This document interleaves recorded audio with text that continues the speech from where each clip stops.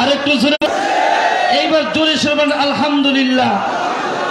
সদ্য কারামুক্ত বিশিষ্ট আলেমে দ্বীন মাজলুম আলেম, লক্ষ তৌহিদি জনতার হৃদয়ের স্পন্দন, লক্ষ যুবকের আইডল, লড়াকু সৈনিক, বিশিষ্ট ইসলামী স্কলার, আন্তর্জাতিক খ্যাতি সম্পন্ন মুফাসসির কুরআন হযরতুল আল্লাহ মুফতি আমির হামজা হাফিজাহুল্লাহ, মুফতি আমির হামজা হাফিজাহুল্লাহ। নারায়ে তাকবীর, নারায়ে তাকবীর। আল কুরআনের আলোক, আল হাদিসের আলোক, আজকের তাফসীর। আলহামদুলিল্লাহ, আমি আজকের ইন্তেজামিয়ার কমিটির পক্ষ থেকে আমাদের মধ্যমণি, আমার অত্যন্ত শ্রদ্ধাভাজন ব্যক্তি হযরতুল আল্লাহ মাওলানা মুফতি আমির হামজা হাফিজাহুল্লাহকে ইন্তেজামিয়ার কমিটির পক্ষ থেকে কোরআন হাদিস থেকে তাফসীর পেশ করার জন্য বিনীতভাবে অনুরোধ করছি।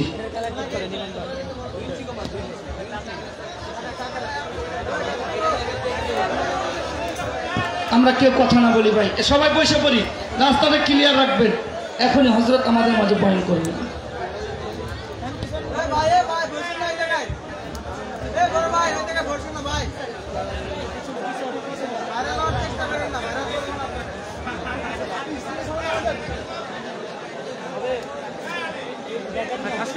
আরে করলো তো না, পুরোটাই পড়ে যাবে।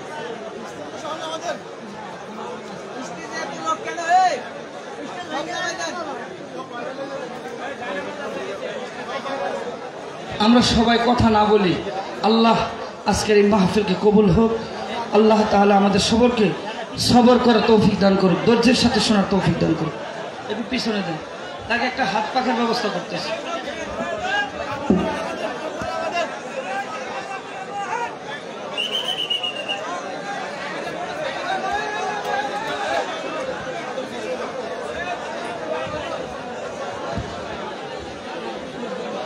একটা হাত পাখা নিয়ে আসেন হযরতের জন্য। আমরা কেউ কথা না বলি। বিসমিল্লাহ। জি মুহতারাম, এখনই তাফসীর পেশ করবেন, আমরা মনোযোগ সহকারে শুনি। আল্লাহ তাআলা আমাদের সকলকে কবুল করুন, আল্লাহুম্মা আমিন। এই লোকটা কে রে ভাই? এই ভাই সরেন। আরে এখন ভয় লাগা দিছে, এখন তো বাবা লাগাইছে ভাই।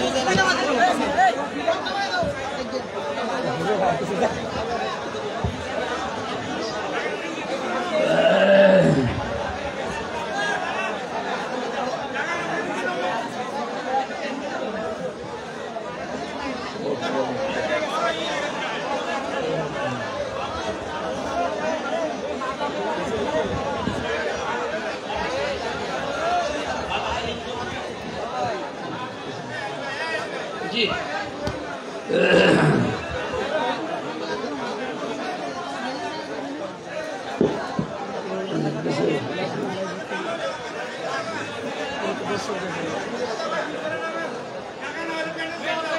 আসসালামু আলাইকুম ওয়া রাহমাতুল্লাহি ওয়া বারাকাতুহু। হুজুরের কণ্ঠ শেষ, হুজুরের কণ্ঠ শেষ, হুজুরের কণ্ঠ তো শেষ। আল্লাহ,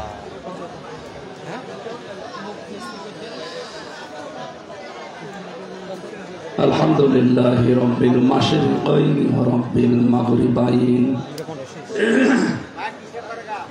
الذي خلق كل شيء زوجين وأوجب علينا الإحسان بالوالدين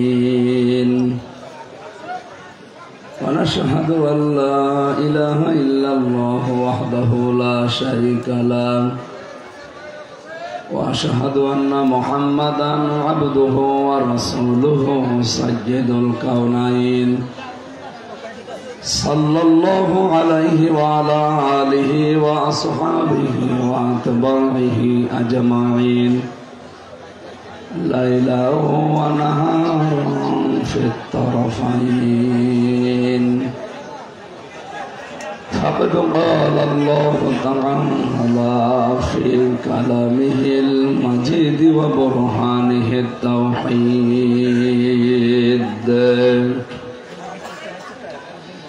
أعوذ بالله من الشيطان الرجيم بسم الله الرحمن الرحيم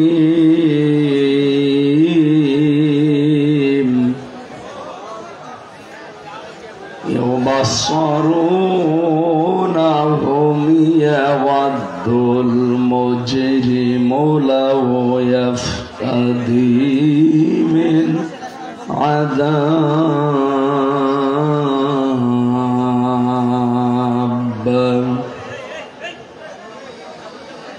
لو يفتدي من عذاب يومئذ ببنيه صدقت يا ربنا اللهم صل على سيدنا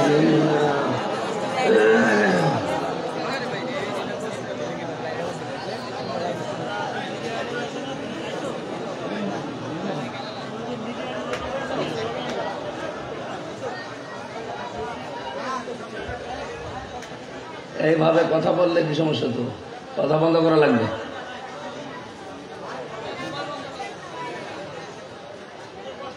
আল্লাহুম্মা সাল্লি আলা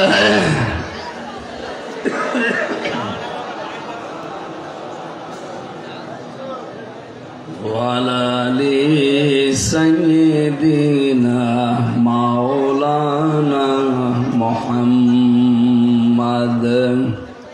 আলহামদুলিল্লাহ। নারায়ণগঞ্জ জেলার সিদ্ধিরগঞ্জ থানার অন্তর্গত নতুন মহল্লা আল আমিন কওমি মাদ্রাসার উদ্যোগে 18তম বাৎসরিক ঐতিহাসিক তাফসীরুল কোরআন মাহফিলের স্বনামধন্য সভাপতি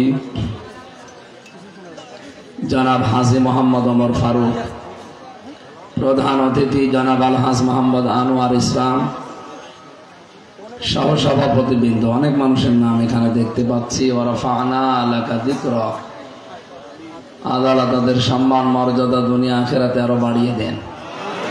আলোচনা রাখলেন মুফতি শাহজালাল, মাওলানা হুসাইন আহমেদ মাহফুজ, মাওলানা ফজলুল হক রহমানী, মাওলানা আব্দুস সালাহ। আলেমদের হায়াতের তাজ্জেবা সিহাতে কুল্লিয়া কামনা করছি, আল্লাহ যেন দান করে। মঞ্চে বসা সম্মানিত ব্যক্তিবর্গ, সামনে বসা মুসলমান ভাইরা, পর্দার আড়ালের সম্মানিতা মা এবং বোনেরা, প্রশাসনের ভাইরা, প্রাণ প্রিয় নারায়ণগঞ্জবাসী, কোথায় দিয়েছে দাদির খবর কোথায় আরো দিচ্ছে? ঠিক আছে।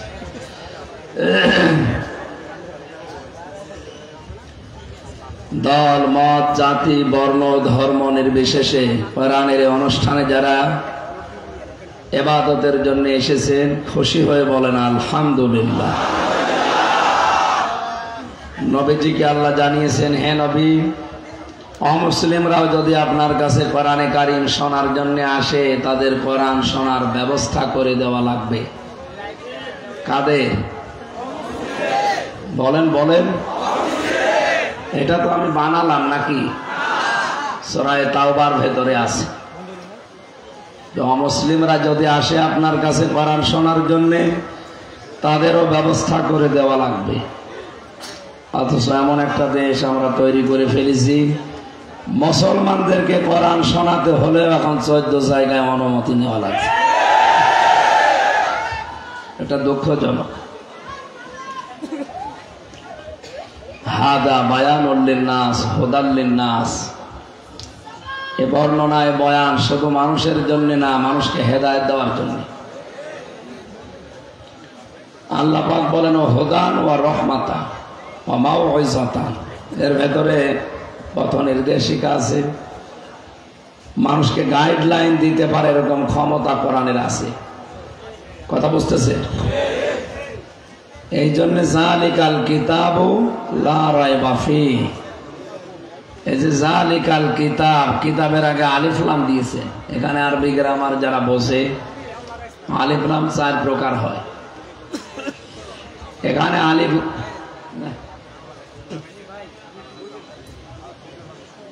ঠিক আছে, লাগলে কিছু কোরআনে কারিমে আল্লাহ এই জায়গায় আলিফ লাম দেওয়ার কারণ আমি তাফসিরে পড়েছি, পৃথিবীতে একটাই মাত্র কিতাব আছে মানুষকে হেদায়েত দিতে পারে, তার নাম কোরআন শরীফ। মানিত্তাবাল হুদা বিগাইরিল কোরআন আদাল্লাহুল্লাহ। কোরআন বাদ দিয়ে পৃথিবীতে কোন জায়গায় যদি কেউ হেদায়েত পাওয়ার জন্য যায়, আল্লাহ নিজে দায়িত্ব নিয়ে তাকে গোমরা বানিয়ে দেয়। এ কথাটা বিশ্বাস হয়তো আমাদের, আজকে শুধু বিশ্বাস না, কাজে পরিণত করা লাগবে। কোরআন যেখানে নেই, ওই দল যদি আমার বাবাও তৈরি করে, ও দলে আমি নেই। এটা এত জোরে বলার দরকার নেই, কারণ নারায়ণগঞ্জ তো সমস্যা। এটা একটু আসতে বলে, আমরা এটা একটু জোরে বলতে পারি যে এই পীরের দরবারে কোরআন নেই, ওই দরবারে আমরা নেই।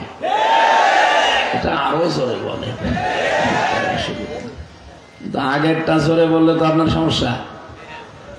ওইটা যদি আপনি সত্যি সামিয়ানার নিচ থেকে বের করে মেনে নিতে পারেন যে কোরআন যেখানে নেই ওইরকম দলে আমি যাব না, এ দেশে কোরআন ছাড়া অন্য কোনো দল থাকার কথা? তাহলে আন্দাজ হচ্ছে জোরে বললেন, একটু আসতে বলতে পারলেন না। এই জন্য সেই কথাগুলো দেখবেন আমাদের গায়ে লাগতে পারে, ওটা আসতে বলবেন যেন অন্য কেউ না শুনে। যেটা বললে সমস্যা সেরকম নেই, কারণ যে দরবারে আজ কোরআন নেই, ওই দরবার থেকেই মানুষকে গোমরা করার কথা আসতেছে। শায়েখ আহমদুল্লাহ বাংলাদেশের একজন 25 যশা আলেমে দ্বীন, সর্বজন শ্রদ্ধাভাজন ব্যক্তিত্ব, সারা বাংলাদেশের দল মত নির্বিশেষে, এমনকি অন্য ধর্মের লোকেরাও তাকে পছন্দ করে। কারণ ইন্নাল্লাযীনা আমানু ওয়া আমিলুস সালিহাত সায়াজআলু লাহুমুর রহমানু ওদ্দা। ঈমান আনার পরে কেউ যদি সৎ আমল করে,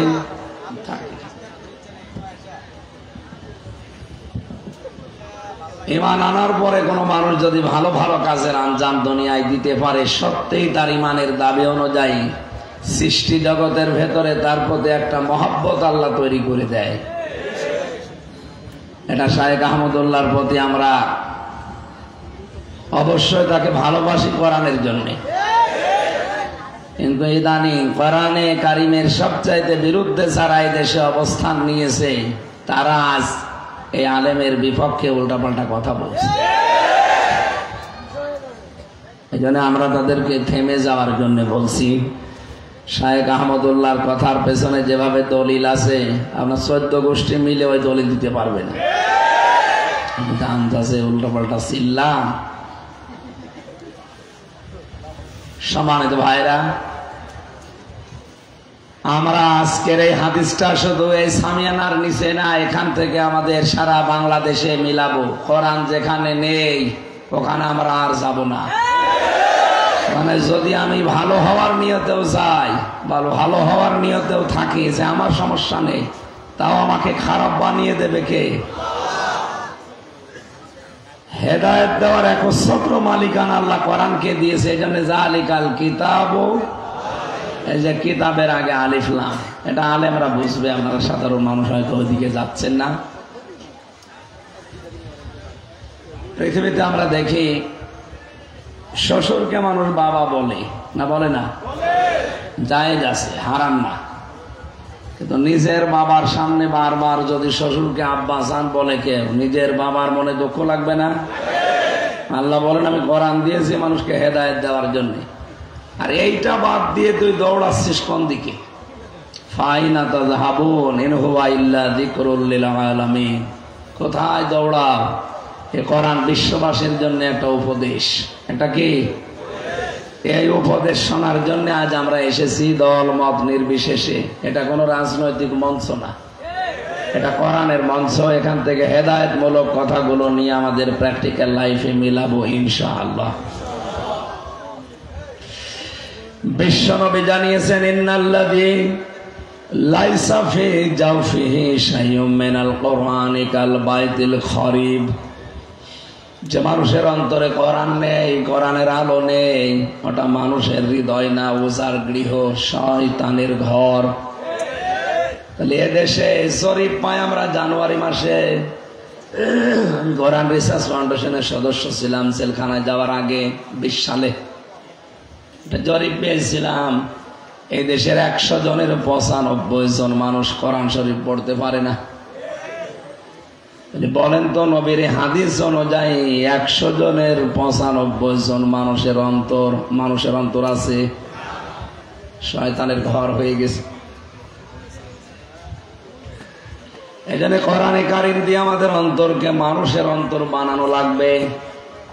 আর আমি এই যাত্রা বাড়ি থেকে পর্যন্ত আসতে যতগুলো কোরআনের মার্কাজ মাদ্রাসা দেখেছি বাংলাদেশে এরকম খুব কম আছে। এই জন্য এগুলো জিন্দা যারা রেখেছেন তাদেরকে ধন্যবাদ জানাচ্ছি, বলেন আমিন। মান করআল কোরআনা, খুব খেয়াল করে শুনবেন, যেহেতু কণ্ঠটা বসা, খুব বেশি সময় কথা বলতে পারবো কিনা জানি না। আজকের তেলাওয়াত কিন্তু আয়াত একটা, এখান থেকে বাস্তবের সাথে মিলিয়ে তাফসীর আকারে কিছু কথা বলবো ইনশাআল্লাহ। সেরাই কথা বলা যাবে না, ওইভাবে দাঁড়িয়ে থাকেন, 1 ঘন্টা মতো ওইভাবে দাঁড়িয়ে থাকেন। মান করআল কোরআনা, যে ব্যক্তি কোরআন পড়ে, কি করে?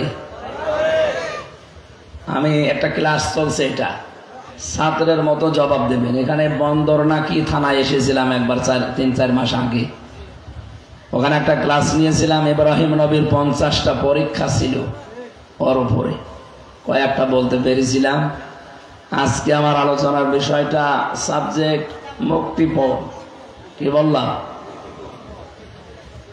এই দেশে খুন আর গুম বেড়ে গেছে, গুম করলে অনেকে মুক্তিপণ চায়, কথা বলছো না কেন? আমি জিন্দা মানুষ, গুম হই না, এমনিতেই ধরে নিয়ে এসে আমার বাবারে বলছে 10 লাখ টাকা দেন, নাই তো বাকি যা করার করব। বাবা ভয়তে 8 লাখ টাকা দিয়ে দিয়েছে, বলেন সুবহানাল্লাহ। নাউজুবিল্লাহ। মানে 24 ঘন্টা আমার বাবা জানতো না যে আমি কোথায় আছি, অথচ বাড়ি থেকে আমার ধরে নিয়ে এসেছে আল্লাহর ওলিরা। বলেন 24 ঘন্টা পরে যদি বাবা 8 লাখ টাকা অলরেডি দিয়ে দেয়, বাকি আরো 224 গেলে ও বাড়ি ঘর বিক্রি করে দিত না? মুক্তিপণটা বড় কঠিন বিষয়। এটা আমরা সামনে কোরআনে আয়াতের সাথে একটা একেবারে জীবনের সাথে কিয়ামতের সাথে মিলাবো। আল্লাহ যেভাবে কঠিন ভাবে দিয়েছেন, আমরা ওইভাবে কঠিন ভাবে একটু ডেলিভারি দেব মাঝে মাঝে। ডোজ একটু কঠিন হলে মেনে নেওয়া যাবে না? ঠিক আছে, আল্লাহ যখন যে ফোর্সে বলে ওই ফোর্সটা দেওয়া লাগে। কিন্তু যেখানে এলাপতি লাগবে ওখানে হোমোপতি কিয়ামত পর্যন্ত দিলেও দেখা যাচ্ছে সারছে না। হাদিসের প্রথম শব্দ হচ্ছে যে ব্যক্তি কোরআন পড়ে। কোরআন পড়া বলতে আমরা কি বুঝি? আজকে আমি আসরের নামাজ পড়েছি আপনাদের এই তাহফিজুল কোরআন ইন্টারন্যাশনাল মাদ্রাসায়। এখান থেকে আসর মাগরিব প্রায় ইশার আগ পর্যন্ত ছিলাম, পুরাটা ঘুরে ঘুরে দেখলাম। কোরআনে কারিম পড়ার ব্যাপারে এখানে যে বিষয়গুলো প্রিন্সিপাল সাহেবের সাথে দেখলাম, আল্লাহ তাআলা কোরআনে জানিয়েছেন, আল্লাযীনা আতাইনাহুমুল কিতাবা ইয়াতলুনাহু হাক্কা তিলাওয়াতি, যাদেরকে আমি কোরআন দিয়েছি তারা আমার এই কোরআন হক আদায় করে তেলাওয়াত করে। কি আদায় করে? তাফসিরে মনিরের ভেতরে এসেছে, কেউ যদি হক আদায় করে পড়তে চায় কোরআন, 4টা শর্ত তাকে মানা লাগবে। আমি ওখানে 2টা পেয়েছি। কয়টা বলেন? 1 নম্বরে ওয়ারাত্তিলিল কোরআন তারতিলা, কোরআন পড়লে তারতিলের সাথে স্পষ্ট ভাবে থেমে থেমে পড়ো। হ্যাঁ, ওখানে ওইটা আছে। শায়েখ কে ওনার নাম? নেসার আহমেদ, ভালো মানুষ লোকটা। ওনার আচরণ আমার ভালো লেগেছে, ওনার পড়ার স্টাইল যেটা শুদ্ধ ওইভাবে পড়বেন। ইন্টারন্যাশনাল হাফেজগুলো উনি সারা বিশ্বে মুখ উজ্জ্বল করছে। বাংলাদেশের যারা তার অন্যতম এই মাদ্রাসাটা। তাই আমরা বলছিলাম ওখানে শুদ্ধ করে কোরআন পড়ানো হচ্ছে, তাসবিহের বিভিন্ন নিয়ম নীতি যেগুলো আছে এই অনুযায়ী। দ্বিতীয় নম্বর, এটা বুঝতে হবে। দেখলাম বোঝার জন্য বিভিন্ন সিস্টেম উনি চালু করেছে, হয়তো কাঙ্ক্ষিত মানের ভাবে না হলেও হচ্ছে, ডেভেলপ হবে আস্তে আস্তে। 3 নম্বরে কোরআনে কারিমের হক হচ্ছে কোরআন নিজে জীবনে আপনি প্র্যাকটিক্যাল লাইফে মিলাবেন। যখন যেটা পড়বেন ওইটা জীবনে মিলানো লাগবে। সূরা নাস আর ফালাকে 11টা আয়াত আছে। কয়টা? হযরতে ওমর যিনি জান্নাতের গ্যারান্টি পেয়েছিলেন দুনিয়ায়, এই লোকটা সূরা নাস আর ফালাক জীবনে সেট করতে তার সময় লেগেছিল 11 বছর। আমার আপনি পড়তে দেন মাত্র 1-1.5 মিনিটে সূরা নাস ফালাক পড়ে আরো সময় বাকি থাকবে। আমার মনে হয় হযরত ওমর আমার মতো পড়তে পারতো না। হ্যাঁ, ওনার 11 বছর লেগেছে কেন? উনি যখনই পড়েছেন কুল আউযু বিরাব্বিন নাস, হে নবী আপনি বলেন আমি আশ্রয় চাই মানুষের রবের কাছে। কার কাছে বলেন? এখন রব কি? না না, রব আল্লাহ। কোন জায়গায় আছে রব মানে আল্লাহ? রবের 19টা অর্থ আছে। প্রধানত তার প্রথম অর্থ রব মানে লালন পালনকারী। চাওয়ার আগে যিনি আমাদের চাহিদা পূরণ করে লালন পালন করেন তার নাম রব। নেই থেকে শুরু করে আস্তে আস্তে পূর্ণতায় যিনি পৌঁছিয়ে দেন, আরবিতে তাকে বলে রব। তাকে কি বলে? আমি নেই ছিলাম, কি ছিলাম? আমার মনে হয় এখন আমার 33 বছর বয়স। 34 বছর আগে হামজা নামে আমার নাম এই দুনিয়ায় ছিল না? ছিল না। হালাতা আলাল ইনসানি হাইনুম মিনাদ দাহরি লাম ইয়াকুন শাইয়াম মাযকুরা। মানুষের জীবনে কি এমন সময় যায়নি যখন সে উল্লেখ করার মতো কিছু ছিল না? সে সময়টা আমার জীবনে 34 বছর আগে। কয় বছর? বাবার স্ফলিঙ্গ দিয়ে দ্রুত গতিতে 1 ফোঁটা নাপাক পানি বের হয়। বিজ্ঞান প্রমাণ করছে 1 ফোঁটার ভেতরে 40,000 হামজা বানানোর ক্ষমতা আল্লাহর থাকে। ফালিয়ানজুরিল ইনসানু মিম্মা খুলিকা মিম্মা ইগদাফিকি ইয়াখরুজু মিন বাইনিস সালবি ওয়াত তারাইব। মানুষ কি নজর করে দেখে না কি জিনিস দিয়ে তাকে আমি বানালাম? বাবার এই নাপাক পানিটা মায়ের রেহেমের ভেতরে যাবার পর 40 দিন 40 দিন 40 দিন 40 দিন এভাবে পাল্টাতে থাকে। এই পানিটা দিয়ে আমি আল্লাহ 4টা জিনিস তৈরি করি: চুল, রগ, হাড় আর পর্দা। মায়ের রেহেমের ভেতরে যে নাপাক পানিটা ছিল এইটা দিয়ে আরো 4টা জিনিস আমি বানাই: রক্ত, গোশত, চর্বি আর চামড়া। 4-8টা জিনিস যখন এক হয়, বিজ্ঞান এখন প্রমাণ করছে মানুষকে তৈরি করে পৃথিবীতে আনতে কমপক্ষে 13টা জিনিস লাগে। কয়টা? আপনার মার বাবা মিলে দিয়েছিল কয়টা? 8টা। বাকি আছে বলেন বলেন। কোরআনে কারীম জানিয়েছে ওয়াজআলা লাকুমুস সামআ ওয়াল আবসারা ওয়াল আফইদা ইলা আখির আয়া। সূরা নাহাল 14 নম্বর পারার 14 নম্বর পৃষ্ঠার 14 নম্বর লাইনের 78 নম্বর আয়াতের শেষের দিকে আছে। তাফসিরে ফি জিলালিল কোরআনে পাবেন।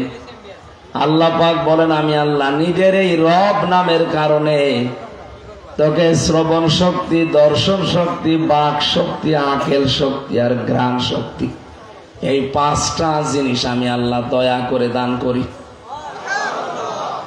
হামজা একটাও যদি তোরে কম দিতাম দুনিয়ায় আসতে ঠিক, কিন্তু অপূর্ণাঙ্গ হয়ে।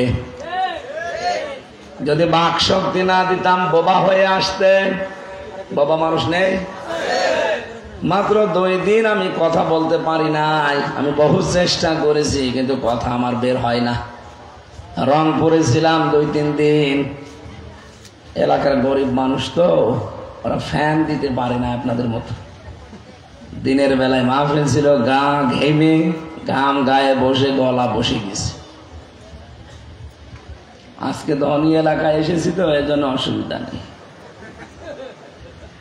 ওখানে থাকার পর 2 দিন গলা এমন বসা বসেছিল, চিকিৎসা যত রকমের আছে যে যা বলেছে তাই খেয়েছে। না, কণ্ঠ কার হাতে? খলাকল ইনসান আল্লামাহুল বায়ান। মানুষ আমি বানিয়েছি আর কথা বলা আমি শিখিয়েছি। বিজ্ঞান এখন জানিয়েছে যে কয়েক ইঞ্চি জায়গা গলার ভেতরে, এক একটা কথা তৈরি হতে 27টা ধাক্কা লাগার পর একটা কথা তৈরি হয়। আর কোরআন আর হাদিস জানিয়েছে প্রত্যেকটি জায়গায় এক একজন করে ফেরেশতা বসে আছে।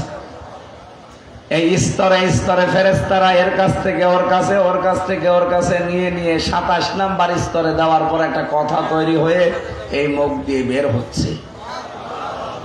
আল্লাহ মনে হয় ফেরেশতাদেরকে বলেছিল, হামজাকে এই দায়িত্ব পালন করার দরকার নেই, তোরা একটু রেস্টে থাক।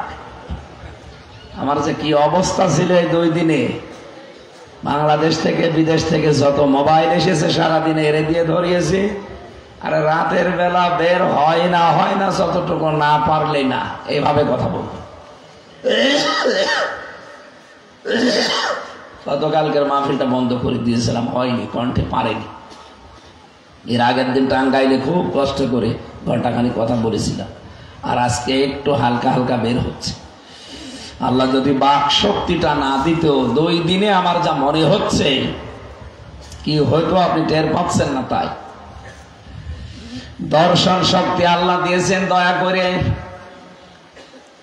এই পাশের জেলা কুমিল্লা, 17 সালে একটা মাহফিলে আমি খাবার খাচ্ছিলাম এক অন্ধের পাশে বসে। হঠাৎ বিদ্যুৎ চলে গেল, আমরা চিল্লা পাল্লা করছি। লোকটা আমার হাত চেপে ধরে বলছে, হুজুর মাত্র 2 মিনিট কারেন্ট চলে গেছে, আপনারা চিল্লাচ্ছেন, অথচ 40 বছর আমার জীবনে কারেন্ট নেই। কই আমি তো চিল্লালাম না, আমি ছোটবেলায় দেখতে পেতাম। এরপরে একটা অসুখ হওয়ার পরে আমি অসুস্থ হয়ে আমার চোখ 2টাই হারিয়েছি। এই 40টা বছর আমি দুনিয়া কি কিছুই জানি না। দিন রাত আমার কাছে সমান মনে হয়। ওই দিন আমার আরেকটা তথ্য দিয়েছিল, হুজুর চোখ যাদের আছে তারা তো দেখে দিনের বেলায়, ঘুমিয়ে থাকলে তারা স্বপ্নে দেখে। আমরা যারা অন্ধ, দিনের বেলা রাতের বেলা তো দেখি না, ঘুমিয়ে থাকলেও কিছু দেখি না, শুধু একটা আওয়াজ শুনি। ওই দিন আমি বুঝে ফেলেছি যে আল্লাহ আমারে কি দিয়েছে। রমজানে আমি ওমরা হজে ছিলাম, একটা ভিডিও দেখাচ্ছিল, ওখানে মাত্র 11 বছর বয়সের একটা কোরআনের হাফেজ অন্ধ। বিচারক জিজ্ঞাসা করছে, তুমি তো এতগুলো দেশের ভেতরে ফার্স্ট হয়েছো, এত সুন্দর তেলাওয়াত, কিন্তু তোমার চোখ নেই, তোমার আফসোস লাগে না? আল্লাহর প্রতি তোমার কোনো অভিযোগ নেই? ছেলেটা বলছে, ওস্তাদ কোনো অভিযোগ নেই, আমি আরো আনন্দে আছি। আনন্দে আছে মানে চোখ নেই, এরপরে আনন্দে আছে মানে কেবল তোমার জীবন শুরু। সারাটা জীবন এভাবে অন্ধ হয়ে থাকা লাগবে। একটা বারের জন্য আল্লাহর প্রতি কোনো অভিযোগ অনুযোগ তোমার আসে না যে আল্লাহ তুমি আমার চোখ দিলি না কেন, আমি তো খারাপ কাজে ব্যক্ত হয়েছি না। তোমার কোরআন আমি অলরেডি 11 বছর বয়সে অন্ধ মুখস্থ করে ফেলেছি, চোখটা দিলে আমি আরো এগিয়ে যেতে পারতাম। ছেলেটা চোখের পানি ফেলে দিয়ে দেখলাম বলছে, ওস্তাদ কিয়ামতের ওই কঠিন ময়দানে মানুষকে যখন আল্লাহ একা একা সামনে ডাকবে, ওয়াকুল্লুহুম আতিহি ইয়াউমাল কিয়ামাতি ফারদা। সূরা মরিয়মের 95 নম্বর আয়াতে আল্লাহ জানিয়েছেন কিয়ামতে প্রতিটি মানুষকে আল্লাহ ডাকবেন স্রেফ একা একা। কয়জন করে? আল্লাহ তার নিজের সামনে ডাক দেবে হামজাকে। এই 33 বছর জীবনের জীবনের প্রতিটি নিয়ামতের পঙ্খানো হিসাব দিয়ে তারপরে সামনে যাওয়া লাগবে। ছেলেটা বলে, বিচারপতি বা বিচারক উস্তাদ, আল্লাহ যদি আমাকে কিয়ামতে ডাক দিয়ে বলে, আব্দুর রহমান তোর পা থেকে মাথা পর্যন্ত একটা একটা করে নিয়ামতের জবাব দে। পা থেকে শুরু করে মাথা পর্যন্ত আসতে যখন চোখ পর্যন্ত আসবে, আল্লাহকে অন্তত ডাক দিয়ে বলা যাবে, রব্বুল আলামিন তুমি তো আমাকে চোখ দাওনি, দুনিয়া কি আমি কিছুই জানি না, মায়ের পেট থেকে আমি অন্ধ। এই ওসিলা হলো আজকে তুমি আমার চোখের দিকে তাকিয়ে মাফ করে দাও। এই ছোট 11 বছরের ছেলেটার চিন্তা ভাবনা আর আমাদের চিন্তা কোথায়? আকাশ পাতাল পাল্টানো। কোরআনে কারিমের সূরা নাহলের এই 78 নম্বর আয়াতের তাফসীর পড়ার পর আমি দেখেছি আল্লাহ পাক নিজের পক্ষ থেকে যে 5টা জিনিস রব নামের কারণে আমাকে দান করেছেন, একটাও যদি কম দিত কিয়ামত পর্যন্ত আমি অপূর্ণাঙ্গই থেকে যেতাম। কবরে যাওয়ার পরও মানুষ বলছে এটা কানার কবর, বলেন এটাই ন্যাংরার কবর। কবরে গিয়েও শান্তি পেতেন না মানুষ, গালি দিয়ে ডাক দিত না, তো মানুষ চিনত না। যদি বলতো এটা হামজার কবর, কোন হামজা? ওই কানা হামজা, মানুষ চিনত।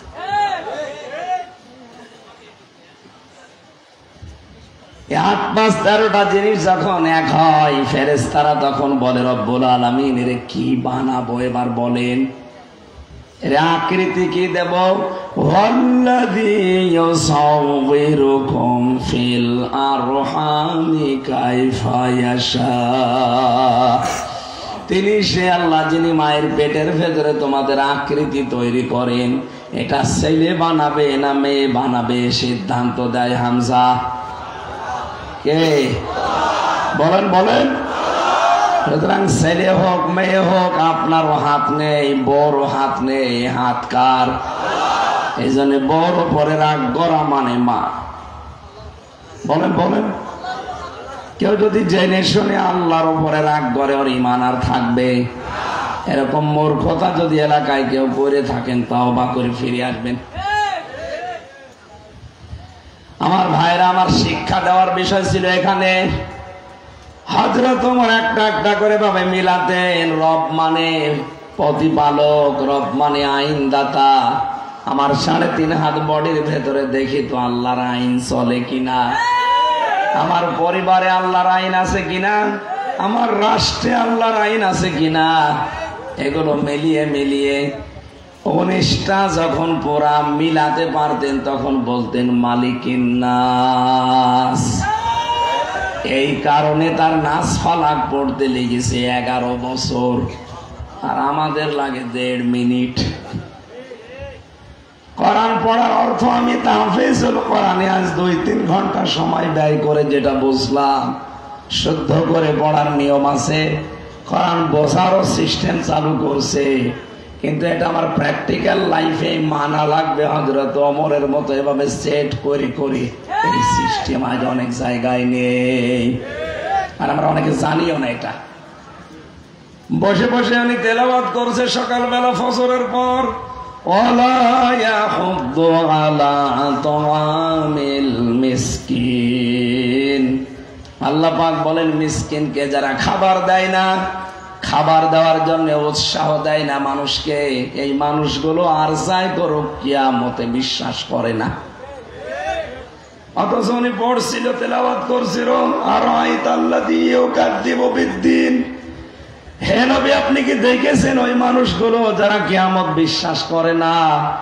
নবীজি বলেন, কই, আমার কাছে যারা আসে এরা তো সবই মনে হয় কিয়ামতে বিশ্বাসী। আল্লাহ পাক বলেন না, ফাযালিকাল্লাযী ইয়াদুল ইয়াতীম, যারা এতিমের গলায় ধাক্কা দেয়, মিসকিনদেরকে খাবারের ব্যবস্থা করে না। ও কোরআন পড়ছে আয়াত, একজন অসহায় মানুষ, ভিক্ষুক, ফকির, একজন মিসকিন এতিম এসে একটু সাহায্য চেয়েছে, কোরআন শরীফ পড়া বন্ধ করে সামর্থ্য অনুযায়ী তাকে কিছু দেওয়ার দরকার ছিল। কথা বলেন? তাহলে এইটা হয়তো 3 নাম্বার শর্ত, এটা বাস্তব জীবনে আমল। 4 নাম্বারটা বড় কড়া, কঠিন। ধরেন কেউ যদি বলে আমি কোরআন পড়ি, তাহলে তাকে শুদ্ধ করে পড়া লাগবে, অর্থ বোঝা লাগবে, ওটা প্র্যাকটিক্যাল লাইফে মানা লাগবে। 4 নাম্বারে ওটা যেন মানুষ মানতে পারে এই ব্যবস্থা করে দেওয়া লাগবে। এদেশে ওই সিস্টেম আছে? ওইটাই তো চেয়েছিলাম, যে শুধু নিজে শুদ্ধ করে পড়বো না, শুধু নিজে বসবো না, নিজেই মেনে নেব না, আমি মানুষকে মানাতে চাই। এরকম একটা ব্যবস্থা, এরকম একটা পরিবেশ তৈরি করতে চাই। এই কারণে 3 বছর ছেলে আমি। কোন কারণে আপনি ছেলে আমারে রাখলেন বলেন? আমি কি আপনার মেয়ের দিকে তাকিয়েছিলাম? বলেন। এই গল্প বলছেন, বন্ধ করেন না কেন? কোরআন পড়ার যে 4টা শর্ত বললাম, আমি সহ যারাই আছি, আল্লাহ আমাদেরকে আমাদের প্র্যাকটিক্যাল লাইফে এই 4টা শর্ত মেনে কোরআন হক আদায় করে পড়ার তৌফিক দিন। দ্বিতীয় শব্দ কি? ফাস্তাযহারাহু, যে ব্যক্তি কোরআনকে ইজহার করে। ইজহার মানে না, এজহারের 99টা অর্থ আছে। এজহার মানে স্পষ্ট করা, এজহার মানে দাঁড় করানো, এজহার মানে বিজয়ী করা, এজহার মানে কায়েম করা, এজহার মানে প্রকাশ করা, এজহার মানে জানানো। তার মানে কোরআন যে পড়ে শর্ত আদায় করে, হক আদায় করে, আর কোরআনকে দাঁড় করানোর জন্য, বিজয়ী করার জন্য যারা দুনিয়ায় চেষ্টা চালাবে, এরকম মানুষ তো এখন দেশে বেশি নেই। আর এই কথা বললে অনেকে রাজনীতি মনে করে মন খারাপ করে। কোরআন বিজয় করা লাগবে, কোরআন কায়েম করা লাগবে, প্রতিষ্ঠিত করা লাগবে। কথা শোনার পরে যদি কারো কাছে রাজনীতি মনে হয়, এটাই রাজনীতি। যদি কারো মন খারাপ হয়, কসম করে বলছি ওর পেছনের আমল আল্লাহ সব নষ্ট করে দিয়েছে। এটা তো আমি বানিয়ে বললাম। সূরা মুহাম্মদ 9 নম্বর আয়াত, যালিকা বিআন্নাহুম কারিহু মা আনজালাল্লাহু ফাআহবাতা আমালাহুম। আল্লাহ কোরআনে যা নাযিল করেছেন মানে না এমন না। যদি কেউ কোনো বিধান শোনার পরে মন খারাপ করে, সঙ্গে সঙ্গে ফাআহবাতা আমালাহুম, ওর পেছনের সব ভালো কাজ আল্লাহ নষ্ট করে দেয়। এই আয়াত অনুযায়ী আমি এই চোখ দিয়ে দেখতে পাচ্ছি বাংলাদেশের 100 জনের 85 জন মানুষের আমল নষ্ট হয়ে গেছে। 85 জন বললাম কেন না জানি, আমি আবার ওর ভেতরে আছি কিনা আল্লাহ জানে।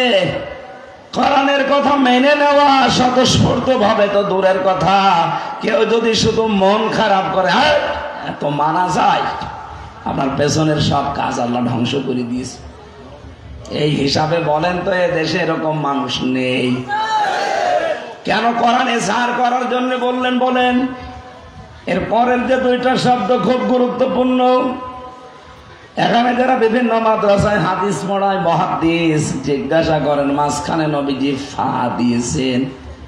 ফা অক্ষরটা আরবি গ্রামার অনুযায়ী বালাগাত মান থেকে 13টা অর্থে ব্যবহার হয়। কয়টা? আগের এই 2টা শব্দ যদি কেউ মেনে নিতে পারে, পরের যে সমস্ত বিষয়গুলো আসবে অবশ্যই আল্লাহ তার জীবনী কার্যকর করবে।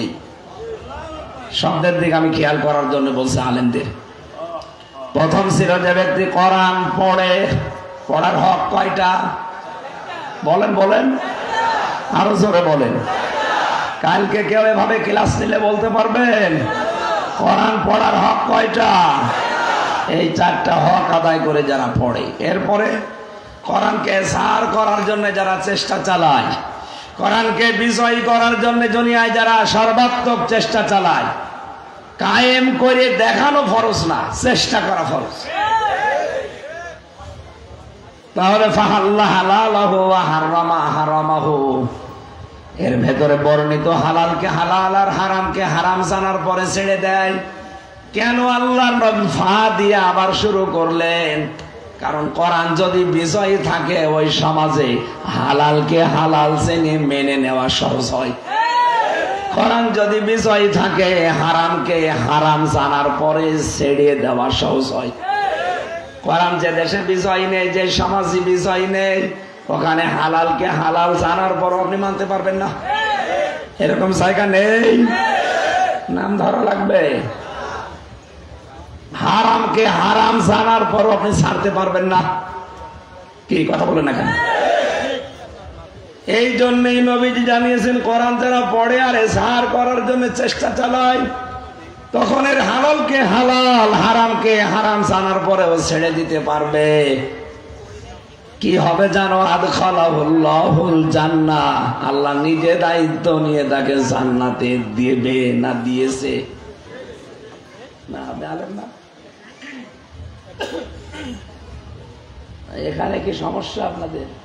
আমি কিন্তু পরে একটা ঘুরে জিজ্ঞাসা করবো কি বললাম। এখানে নড়াচড়া একটু বেশি হচ্ছে, আপনি না শুনতে মনে চায় ঘুমিয়ে থাকেন। বলেন আদখালাহুল্লাহুল জান্নাহ, আল্লাহ তাকে জান্নাতে দেবে না দিয়েছে? আলেমকে বলছি, আল্লাহ জান্নাতে দিয়েছে না দেবে? ফাজেল পাস, ফাজেল মানে ফজিলত, তার মানে মাদ্রাসা লাইনে ডিগ্রি পাস করেছে। কি বললো যে আল্লাহ তাকে জান্নাতে দিয়ে দিয়েছে, অথচ আমরা এখনো মরি নাই। না মরলে আল্লাহ জান্নাতে দিল কি করে? তার মানে এর ভেতরে অবশ্যই কিছু লুকিয়ে আছে।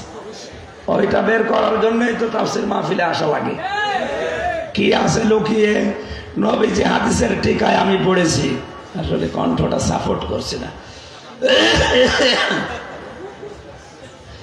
গলা হয়ে গেছে সে রওশনের স্বাদের মতো, এইভাবে ওনাদের এলাকায় গিয়েছিলাম তো, ওই যে বসে গেছে আর হচ্ছে না। স্বামী ওসমানের মতো হওয়া লাগবে।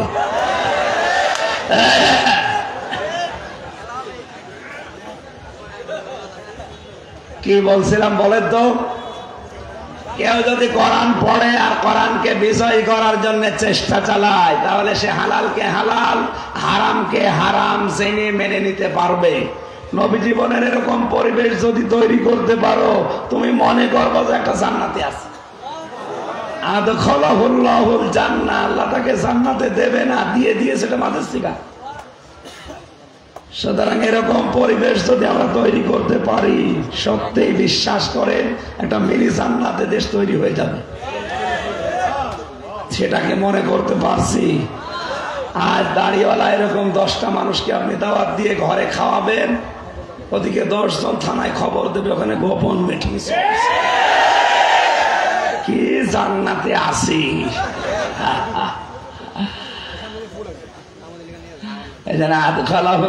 জান্নাত মিলছে না। আরো বিভিন্ন কিরমান কাতিবিন বিভিন্ন জায়গায় বসে আছে, তো এই জন্য আমি আর নিচে নামতে পারলাম না। আমি আজকে এমনি কোর্টে হাজিরা দিয়ে আসলাম। বিচারক যেভাবে তাকাচ্ছিল, না জানে আজকে আবার যদি আটকিয়ে দিত, তাফসির করা আকাশে জল খেত। থাক, আমি নিচে নামছি না, আমি তেল তালা ওয়াজ করছি। ঠিক আছে? অবশ্যই ঠিক আছে, আপনি রাজি থাকলে আমার অসুবিধা নেই।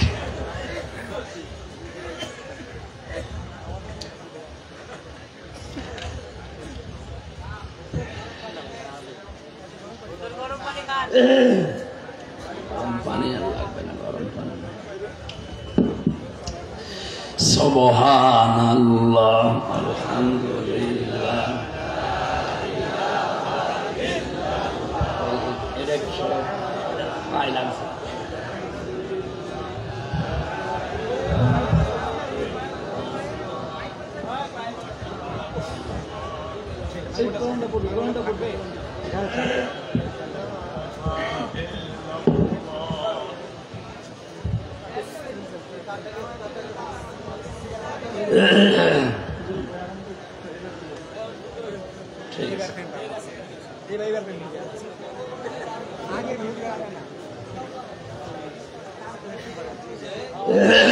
সুবহানাল্লাহ আলহামদুলিল্লাহ লা ইলাহা ইল্লাল্লাহ সুবহানাল্লাহ আলহামদুলিল্লাহ লা ইলাহা ইল্লাল্লাহ লা ইলাহা ইল্লাল্লাহ মুহাম্মাদুর রাসূলুল্লাহ।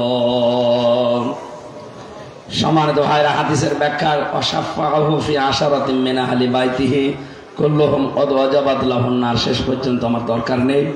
আমি যতটুকু বোঝানোর চেষ্টায় ছিলাম আমি আশা করি এ পর্যন্ত বুঝে ফেলেছি। কোরআন আমাদের হক আদায় করে পড়া লাগবে আজকে থেকে। যদি এ বয়সেও না পারেন, মরণের আগ পর্যন্ত টার্গেট নেন। আজরাইল না আসার পর্যন্ত আমি তালবে ইলম থাকবো। কারণ তালবে ইলম অবস্থায় যদি আলিফ বা তাসা পড়তে পড়তেও মারা যান, আপনার কবরে আর কোনো হিসাব নেই, বিনা হিসাবে জান্নাত পেয়ে যাবেন। এই সুযোগটা কাজে লাগানো যাবে না।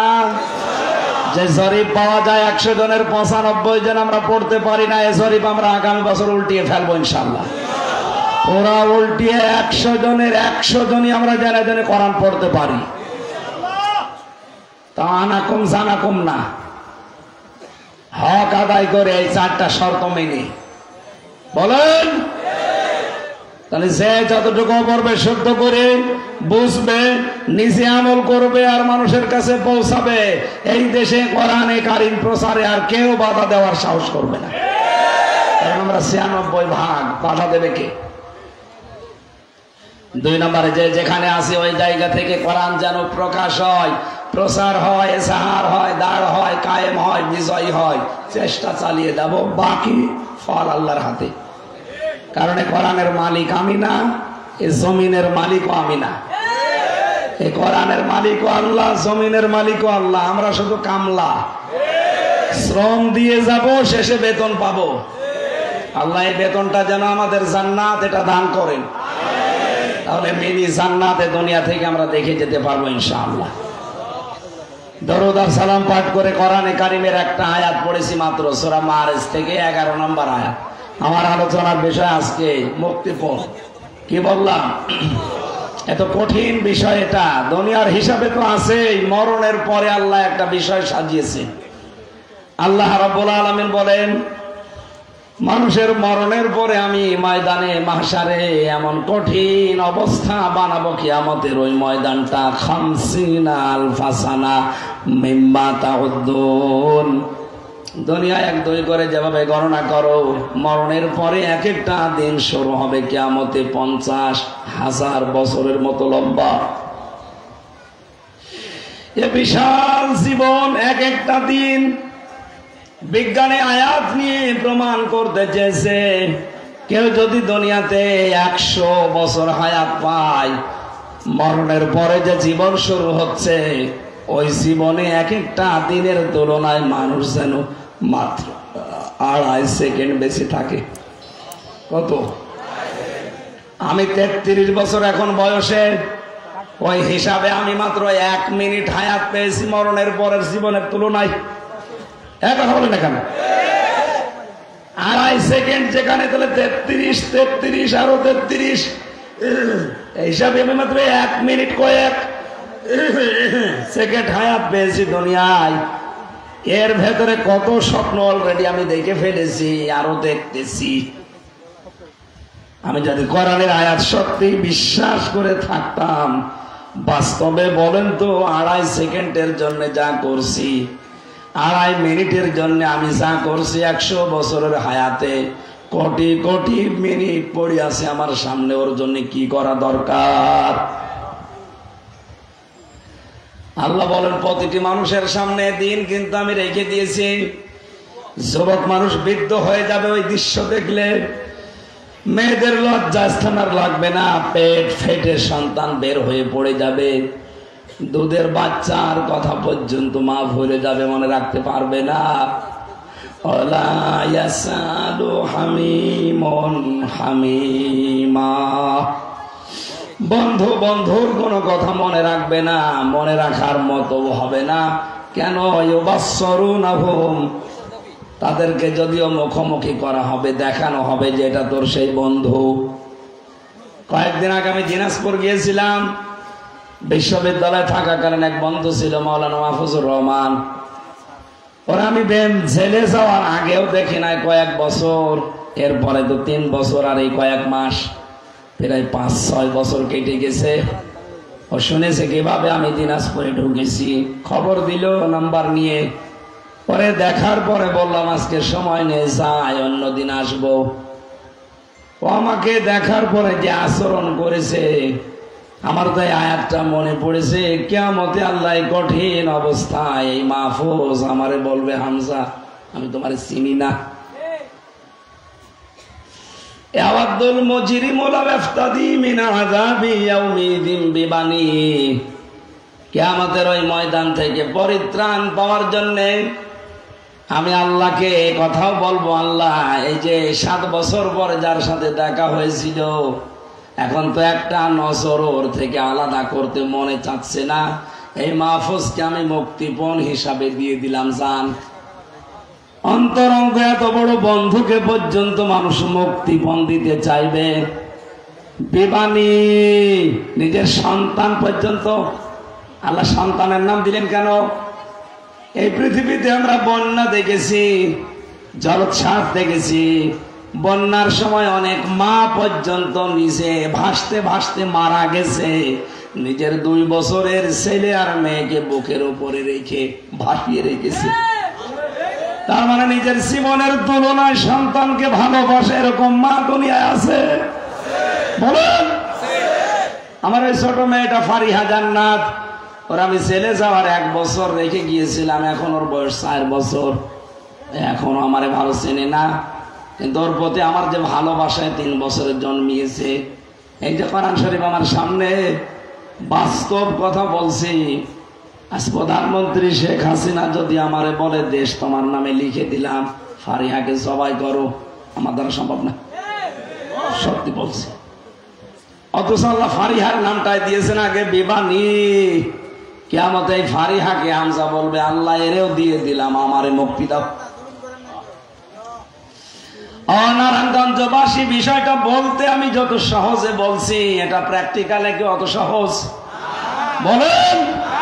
আপনি বাস্তবে ওই সম্মুখীন হন তো দেখি। ইব্রাহিম আলাইহিস সালাম হয়েছিলেন 80 বছর বয়সের সন্তান হওয়ার পরেও 13 বছর খোঁজ খবর নেননি। 13 বছর পরে যে বলছে, আল্লাহ আমাকে পাঠিয়েছে তোমাকে জবাই করার জন্য। আমার মনে হয় আমাদের মতো ছেলে মেয়েরা হলে বলতো, তুমি কি বাবা না কসাই, ভণ্ডামি করতে এসেছো, জন্মের পরে আর খবর নাওনি, এ মরুভূমিতে রেখে গেছো 13 বছর পরে এখন এসেছো বাবার দাবি নিয়ে আবার জবাই করার জন্য। তোমার মতো বাবা আমি মানি না। অথচ ইসমাইল নবী বলেছিলেন, বাবা হুকুমটা আল্লাহর, আমি আপনার আল্লাহর বিধান, আমার আল্লাহর বিধান মানতে ওই পরিমাণে রাজি আছি যে পরিমাণে আপনি রাজি আছেন। আল্লাহ এখানে শব্দের দিকে খেয়াল করে দেখবেন, ফালাম্মা আসলামা ওয়া তাল্লাহু লিল জাবিন। আল্লাহ পাক বলেন, দুইজনেই যখন এগ্রি হয়ে গেছে তখন আল্লাহর বিধান তারা মানতে সহজ হয়েছে। তাফসীরে ফি জিলালিল কোরআনে মুফাসসির বলেন, আসলামা আল্লাহ দিলেন কেন? তাসনিয়ার সিগা দিয়েছেন এই জন্য, ইসমাইল নবী যদি বলতেন আমি সবাই করবো, আল্লাহর বিধান আমি মানবো, ইসমাইল নবী যদি বলতেন না আমি এটা হতে দেব না, আমার জীবন আমি দেব না, আল্লাহর বিধান মানা হতো? বলেন বলেন। পারতো না। আবার ইসমাইল যদি বলতেন হ্যাঁ আমি জবাই হব, আল্লাহর বিধানে আমি রাজি আছি। ইব্রাহিম নবী যদি বলতেন না আমার মায়া লাগে, 80 বছর বয়সে ধরে পেয়েছি, আমি করব না জবাই, আল্লাহর বিধান পালন হতো। বাংলার মুসলমানেরা কেন এই আয়াত পড়েন, শিক্ষা নিন না? শুধু এই টুপিওয়ালা গুলো হেফাজত জামাত চরমনাই কি করবে দেশে, আর এদেরই দায় পড়েছে নাকি ইসলামে দেশে কায়েম করার। আপনি মুসলমান না? হ্যাঁ কথা বলেন না কেন? আপনাদের এলাকার উপজেলা চেয়ারম্যান পর্যন্ত এই মানুষগুলো যতদিন পর্যন্ত ইব্রাহিম আলাইহিস সালামের ভূমিকায় অবতীর্ণ না হবে, 16 কোটি জনগণ আমরা যারা, তারা যদি ইসমাইল নবীর ভূমিকায় এগিয়ে না আসি, কিয়ামতের আগে দেশে ইসলাম কায়েম হবে।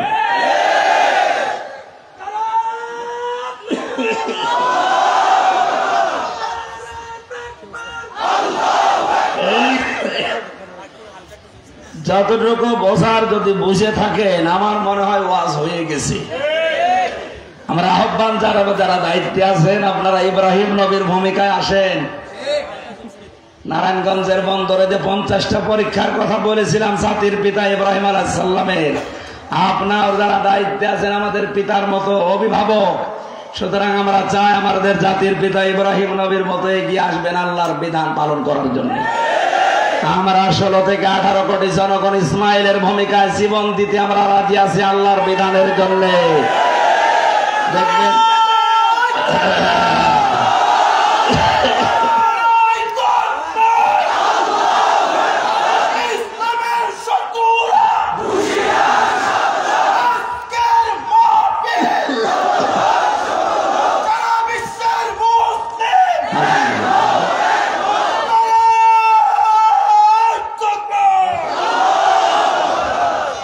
ইসলামের শত্রু নেই এদেশে, 4 ভাগ অন্যান্য উল্টো পাল্টা লোক আছে, 96 ভাগ আমরা।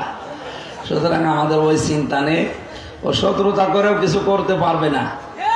বহু চেষ্টা চালাচ্ছে, এখনো পর্যন্ত ষড়যন্ত্র বন্ধ নেই। বিভিন্ন রকমের সূক্ষ্ম ষড়যন্ত্র চলছে। না আপনি পারবেন না, আপনাকে আমি কোরআন সামনে নিয়ে আল্লাহর দিকে তাকিয়ে বিশাল জনসমুদ্র সামনে নিয়ে গ্যারান্টি দিচ্ছি, এদেশে এখনো যারা ষড়যন্ত্রে আছেন থামেন, পারবেন না। যা যা ষড়যন্ত্র করছেন ওখানে থেমে যান, কিয়ামতের আগে দেশ থেকে ইসলাম বিদায় করা সম্ভব না। যত চেষ্টা চালাচ্ছে তত বেড়ে যাচ্ছে। কি করেছেন আমার 3 বছর আটকিয়ে, আগে 20,000 মানুষ হতো, এখন 50,000 হচ্ছে। এই জন্য হবে না এভাবে, এই সিস্টেম বাদ দেন, আদর্শ নিয়ে আসেন। আমরা এসেছি রসুলের আদর্শ নিয়ে, পৃথিবীর কোন আদর্শ এখানে আর হবে না, এই জায়গায় সব জিরো। বলেন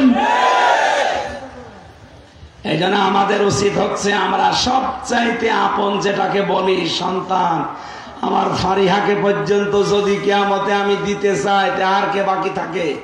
আল্লাহ এরপরও আরেকজনের নাম দিস। আল্লাহ পাক বলেন ওয়াসাহিবাতিহি ওয়া আখি, মানুষ কিয়ামতে তার বউকে পর্যন্ত মুক্তিপণ দিতে চাইবে। কাকে? বলেন বলেন। এমনকি তার ভাইকে,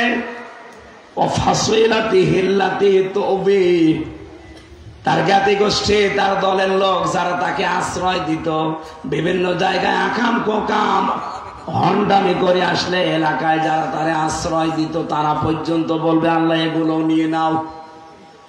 অমান ফিল আরদি জামিআ, পৃথিবীর যত সম্পদের মালিক সে ছিল, স্থায়ী অস্থায়ী সব আল্লাহর কাছে বিনিময় হিসাবে বলবে এগুলো নাও। সুম্মা ইউনজি, এরপরেও তুমি আমাকে বাঁচাও। বাংলার মুসলমানেরা একটু খেয়াল করেন আয়াতগুলো, আল্লাহ কত শক্ত ভাবে আমাদের জানাচ্ছে। এই কথাগুলো বলতে বলতে আল্লাহ হঠাৎ করে আলোচনার ধরনটা পাল্টিয়ে ফেলেছেন। আল্লাহ পাক বলেন এতগুলো জিনিস মানুষ আমাকে দিতে চাচ্ছে মুক্তিপণ হিসাবে বাঁচার জন্য। কাল্লা, কখনোই না। ইন্নাহা লাযা, তাকে আমি লাজায় প্রবেশ করাবো। কোথায়? বলেন বলেন। লাজা কি? না, জাহান্নামের একটা দরজা। এখানে যারা আলেম আছে তারা বাদ দিয়ে আমার মনে হয় সাধারণ 100 জনের 99 জন ভুল করবে। যদি বলি জাহান্নাম কয়টা, বলবে 7টা। কোন জায়গায় পেয়েছেন আপনি কোরআনে? না, নেই। কোরআনে আছে জাহান্নাম একটা, আর জাহান্নামের দরজা 7টা। কয়টা? এটা তো আমি বানালাম নাকি?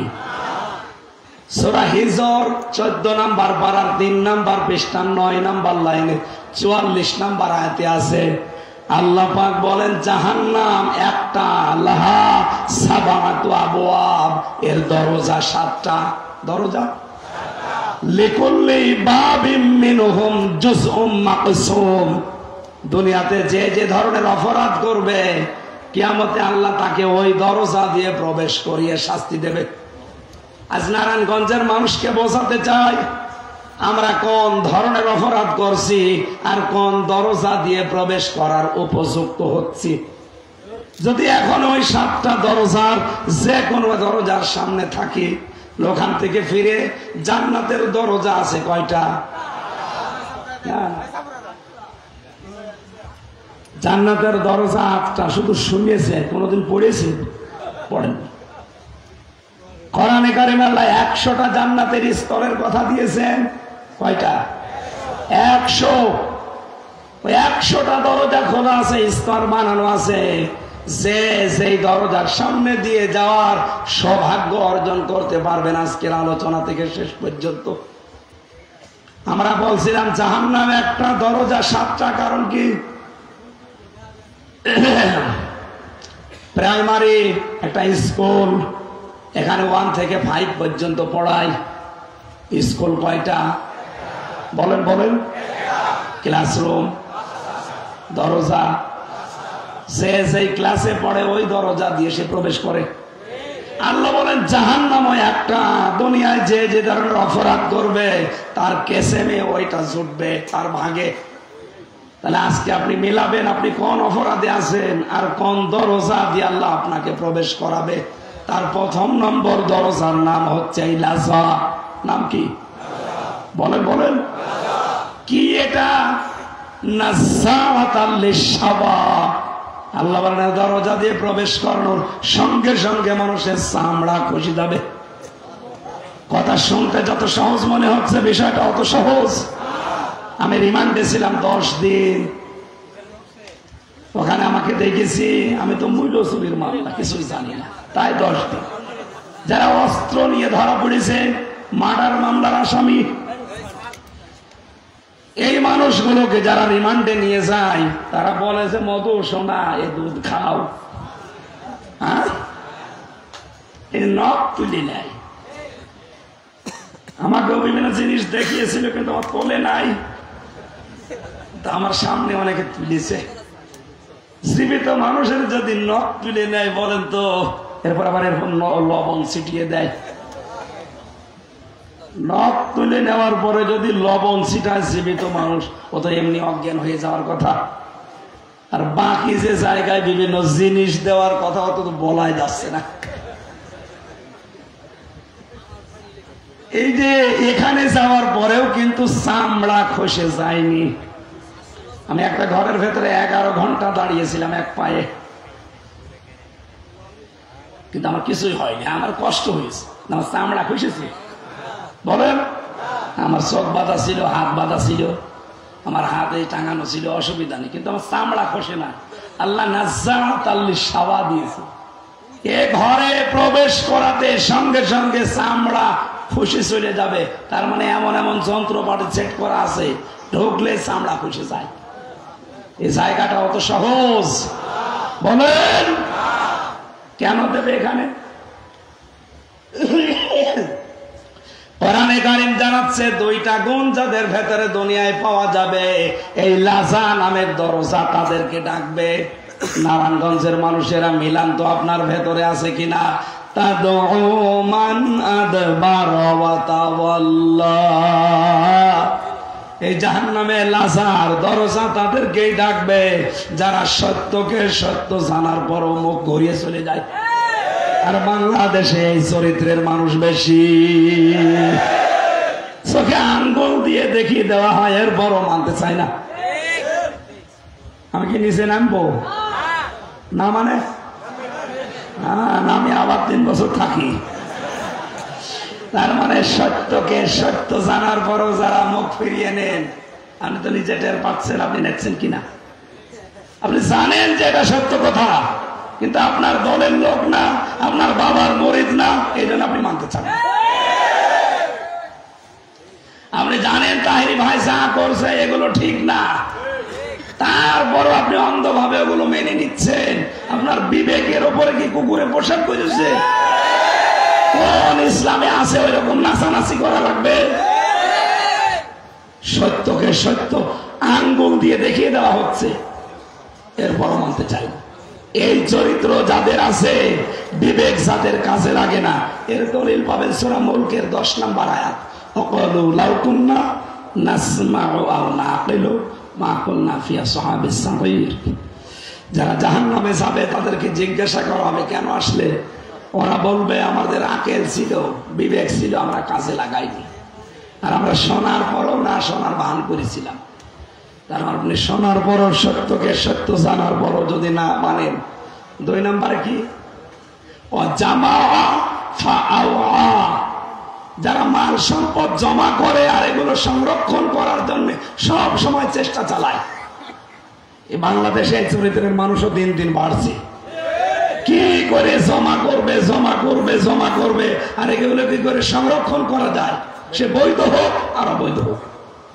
দেশে জায়গা হচ্ছে না, অনেকের বেগম পাড়া বানাচ্ছে। এখানে মাল শব্দটার অর্থ পেয়েছি আমি 4টা। কয়টা বলেন? বলেন। মালের প্রধান অর্থ হচ্ছে নেককার স্ত্রী। আর নেককার স্ত্রী বলা হয় ওইটাকে যে স্বামী বাইরে থেকে বাড়িতে আসলে স্বামীকে আনন্দ দেওয়ার জন্য যেভাবে হোক স্বামীকে খুশি করে। সেই সাজগোজ দিয়ে, কথাবার্তা দিয়ে, এমনকি কাটকতো দিয়ে হলো, অসুবিধা নেই। সম্মানিত মা বোনেরা, স্বামী বাইরে থেকে আসলে যদি ওকে খুশি করার জন্য আপনি দাঁত বের করেন হাসতেছে, যেই কয়টা দাঁত বের হবে ওই কয়টা নফল নামাজের সওয়াব হবে। এবার সুবহানাল্লাহ জোরে বলার দরকার নেই, বাড়ি যেয়ে দেখবেন দাঁত কেলিয়ে পড়ে গেছে, ও আর বন্ধ হচ্ছে না। কেন? হুজুর বলল যেই কয়টা দাঁত দেখবো ওই কয়টা নফল হতে সওয়াব, যা আছে সব বের করে দিল। না, আপনাকে স্বামী অনেক বড় জিনিস, খুশি করার চেষ্টা করবে। এখানে প্রশ্ন আসতে পারে মা বোনদের, ওই যে 2 জন মহিলা দাঁড়িয়ে আছে, ওরা যদি বলে হুজুরে ওয়াজ থামান, ওই এমন জল্লাদের সাথে বিয়ে হয়েছে, শাহজাহান জল্লাদ, ও জীবনে কোনোদিন একটু পাউডারও কিনে দেয় না, আমি মাখবো কি? এরকম জল্লাদ নেই দেশে? না, স্ত্রীর জন্য যদি সাজগোজের জন্য খরচ করেন, এটা আবার রেকর্ড করছি, কিন্তু এখনই ম্যাডাম শুনবে, লাইভ চলছে। আমার মনে হয় হাদিস না বলাই ভালো হবে। যদিও আমি এই ওমরা থেকে আসার সময় ওর মেকআপ বক্স দিয়ে এসেছি, সুতরাং আমার বলা অসুবিধা নেই। না, স্ত্রীর সাজগোজের জন্য কেউ যদি খরচ করে, যদি মাসে 2000 টাকা ওর পেছনে খরচ হয়, মনে করবেন এটা আল্লাহর রাস্তায় দান করলো। সুবহানাল্লাহ বলছেন না কেন? কারণ এগুলো তো দেন না। বলে 22 বছর বিয়ে করেছে, 22 বছরে 2200 টাকাও সাজতে দেয়নি। লোকের বর সাজগোজ দেখে খুব আনন্দ পান।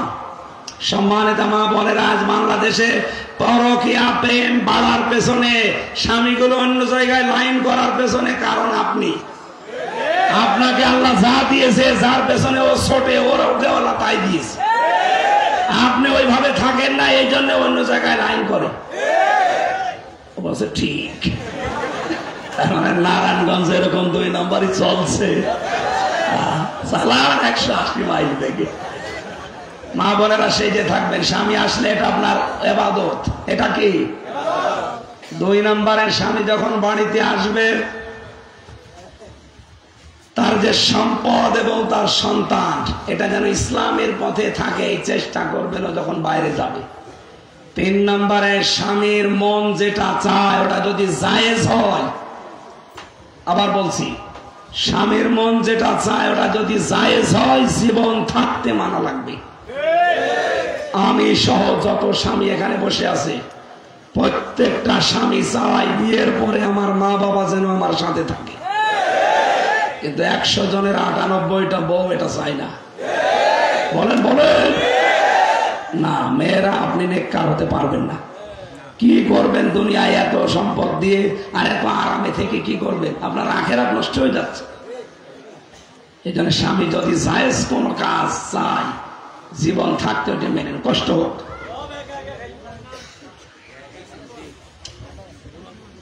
4 নম্বরে নিজের ইজ্জতের হেফাজত করা লাগবে মেয়েদের।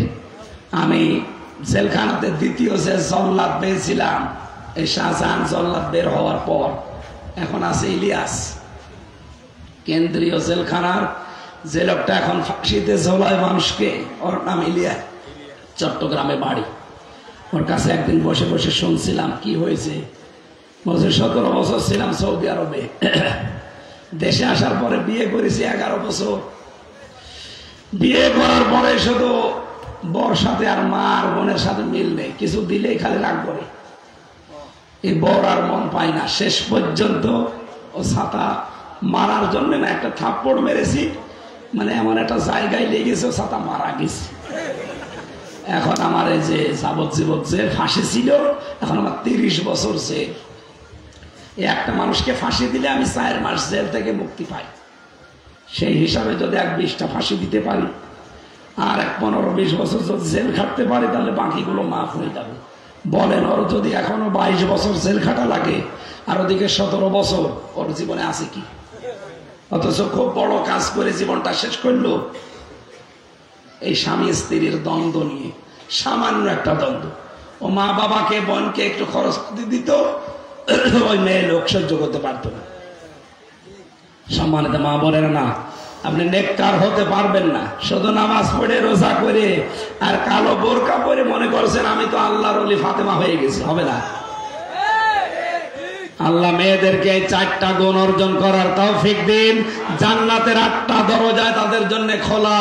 নবীজি কিয়ামতে বলবে যা সে জান্নাত দিয়ে পারিস চলে যা। আল্লাহ মেয়েদেরকে 4টা গুণ অর্জন করে নেককার স্ত্রী, পৃথিবীর শ্রেষ্ঠ সম্পদ মাল, এটা হওয়ার তৌফিক দিন। 2 নম্বর মাল মানে ক্ষমতার চেয়ার, 3 নম্বরে মাল মানে অস্ত্র শস্ত্র, 4 নম্বরে মাল মানে সম্পদাদি। এই 4টা বিষয় যারা জমা করছেন এই মনে করবেন যে এগুলো আমার পরীক্ষার বস্তু, এগুলো একটা আমার হাতে থাকার বিষয় না, এগুলো আমি জমা করে সংরক্ষণ করার বিষয় না, এগুলো সব আমার আখিরাত কামাই করার মাধ্যম। আল্লাহ আমাদেরকে তৌফিক দিন, বলেন আমিন। স্ত্রীর সাথে ভালো ব্যবহার করব আমি এই কারণে, কারণ এর দ্বারা আমার যেন আখিরাত তৈরি হয়। কথা বুঝতেছেন? নাই তো আমার এই লোকের মেয়ের সাথে ভালো ব্যবহার করা কোন দরকার, আমি করছি এই কারণে, কারণ এর সাথে ভালো ব্যবহার করলে আমার জান্নাত তৈরি হবে। আল্লাহ আমাদেরকে কোরআনে কারীম সহজ সরল ভাষায় বোঝার তৌফিক দাও। পারিবারিক জীবনের দাম্পত্য কলহ এবং এর সমাধান করা লাগে 19টা কায়দায়। কয়টা? আমি জেলখানা থেকে বসে বসে টুকে রেখেছিলাম, বাইরে এসে 2টা বই করেছি। স্বামী স্ত্রীর দাম্পত্য কলহ কিভাবে তৈরি হয়, মারামারি গন্ডগোল পরকীয়া প্রেম, আর এগুলো মেটাতে হয় কি কি দিয়ে।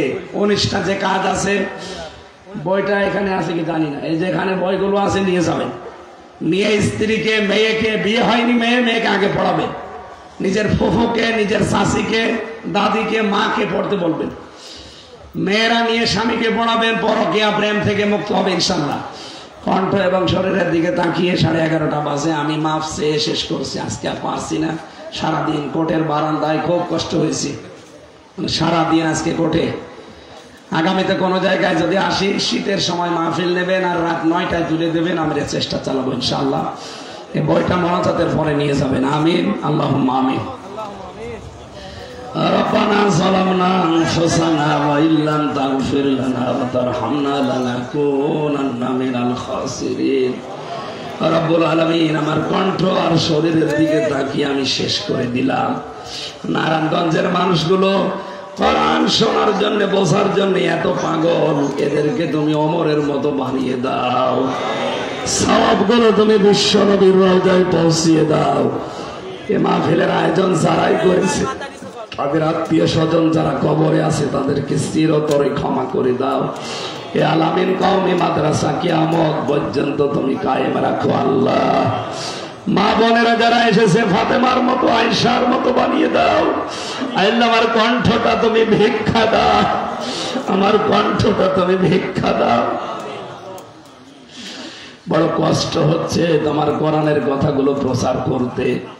আল্লাহ তাআলা তোমার কাছে আমি কুদরতি পা ধরে ভিক্ষা চাই, আমার কণ্ঠটা তুমি কোরআনের জন্য দান করো, ভিক্ষা দাও।